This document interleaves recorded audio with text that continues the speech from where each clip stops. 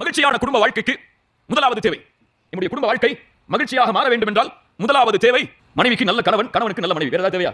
அவ்வளவுதானே. மகிழ்ச்சியான குடும்ப வாழ்க்கைக்கு என்ன தேவை? மனைவிக்கு சாலிஹான கணவன் தேவை, சாலிஹான கணவனுக்கு சாலிஹான மனைவி தேவை. அதற்கு என்ன செய்ய வேண்டும்? பெண்ணாக இருந்தால் ஆணை தேட வேண்டும், ஆணாக இருந்தால் பெண்ணை தேட வேண்டும். சாதாரண விஷயத்தை தான் சொல்றேன், ரொம்ப அறிவியல் விஷயத்தை சொல்லலையே. ரொம்ப சிந்திக்கிறீங்கன்னு பார்க்கிறேன். அல்லாஹ்வுடைய மார்க்கம் ஆண்களுக்கும் சரி பெண்களுக்கும் சரி தங்களுடைய வாழ்வின் துணையை தேர்ந்தெடுப்பதற்கு சில வழிமுறைகளை கொடுக்கிறது. ஆணாக இருந்தால் ரசூலுல்லாஹி ஸல்லல்லாஹு அலைஹி வஸல்லம் சொன்னார்கள், ஒரு பெண் 4 காரணத்திற்காக திருமணம் முடித்துக் கொடுக்கப்படுகிறாள். என்ன காரணத்திற்கெல்லாம்? அழகு, வேற ஏதாவது முதல்ல சொல்லுவாங்க. மார்க்க அழகுக்காக, அதற்கு பிறகு வலிமாலிஹா செல்வத்திற்காக, பாரம்பரியத்திற்காக, வலிதீனிஹா அதான் நமக்கு கடைசி வலிதீனிஹா தீனுக்காக ஃபர் பிதாத்தின். ரசூலுல்லாஹி ஸல்லல்லாஹு அலைஹி வஸல்லம் இந்த அளவீடுகளை சொல்லிவிட்டு சொன்னார்கள், நீங்கள் தீனை தேர்ந்தெடுங்கள், நீங்கள் தீனை தேர்ந்தெடுங்கள், இல்லை என்றால் உங்களுடைய கரத்தில் மண்படியட்டும். ரசூலுல்லாஹி ஸல்லல்லாஹு அலைஹி வஸல்லம் எதற்கெல்லாம் அனுமதி கொடுக்கிறார்கள்?